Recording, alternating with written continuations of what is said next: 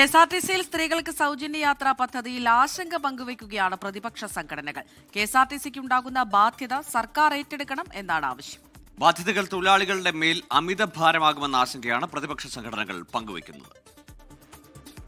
നിയമസഭാ തെരഞ്ഞെടുപ്പിലെ UDFന്റെ പ്രധാന പ്രഖ്യാപനങ്ങളിലൊന്നായിരുന്നു KSRTCയിലെ സ്ത്രീകളുടെ സൗജന്യ യാത്ര. പിന്നാലെ അധികാരത്തിൽ വന്നതിനെ തുടർന്ന് UDF പദ്ധതിയിലേക്ക് കടന്നിരിക്കുകയാണ്.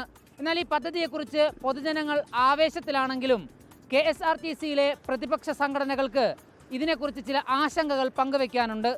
സൗജന്യ യാത്രയെ ആദ്യം സ്വാഗതം ചെയ്ത പ്രതിപക്ഷ സംഘടനകൾ പക്ഷേ പദ്ധതി നടത്തിപ്പിലൂടെ KSRTCക്കുണ്ടാകുന്ന സാമ്പത്തിക ബാധ്യത സർക്കാർ ഏറ്റെടുക്കണമെന്ന ആവശ്യവും അതിനൊപ്പം ഉയർത്തിയിരുന്നു. പദ്ധതിയുമായി സർക്കാർ മുന്നോട്ടു പോയതോടെ പ്രതിപക്ഷ സംഘടനകൾ നിലപാട് കടുപ്പിച്ചു. മുൻ UDF സർക്കാരുകളുടെ കാലത്ത് KSRTCക്കുണ്ടായ ബാധ്യതകളും നഷ്ടങ്ങളും ഓർമ്മിപ്പിക്കുന്നതിനൊപ്പം ബാധ്യതകളുടെ ഭാരം തൊഴിലാളികളുടെ മേലാകുമെന്ന ആശങ്കയാണ് CITU പങ്കുവെക്കുന്നത്. ഈ സൗജന്യ യാത്രയുമായി ബന്ധപ്പെട്ട് ഞങ്ങളുടെ നിലപാട് നേരത്തെ തന്നെ വ്യക്തമാക്കിയിട്ടുള്ളതാണ്. ഒരു സൗജന്യങ്ങൾക്കും ഞങ്ങൾ എതിരല്ല. പക്ഷേ ഈ സൗജന്യം മൂലം വരുന്ന അധിക ബാധ്യത ജീവനക്കാരുടെ മണ്ടയിൽ അടിച്ചേൽപ്പിക്കുന്നതിനോട് യോജിക്കാൻ കഴിയത്തില്ല.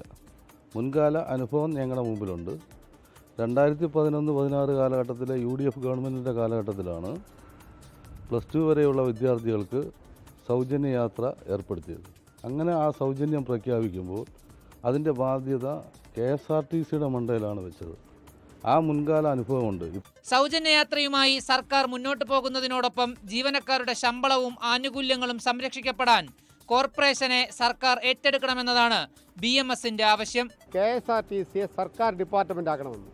ഡിപ്പാർട്ട്മെന്റ് ആക്കിയാൽ തൊഴിലാളികളുടെ തൊഴിലും കൂലിയും സംരക്ഷിക്കപ്പെടുമെന്ന് ഞങ്ങൾ വിശ്വസിക്കുന്നു. ദിനേന ലക്ഷക്കണക്കിന് പേർ ആശ്രയിക്കുന്ന KSRTCയെ മുന്നോട്ട് കൊണ്ടുപോകുന്നതിൽ ജീവനക്കാരുടെ പങ്ക് നിർണായകമാണ്. അവരെ അവഗണിച്ച് മുന്നോട്ട് പോകാനാകില്ല എന്ന് മുൻകാലങ്ങളിൽ തെളിയിച്ചതുമാണ്. അതുകൊണ്ട് അവർ മുന്നോട്ട് വയ്ക്കുന്ന ഈ ആശങ്കകൾ കൂടി സർക്കാർ പരിഹരിച്ച് തന്നെ മുന്നോട്ട് പോകുമെന്ന് പ്രതീക്ഷിക്കാം. അജ്മൽ ദിറാർ, 24, തിരുവനന്തപുരം.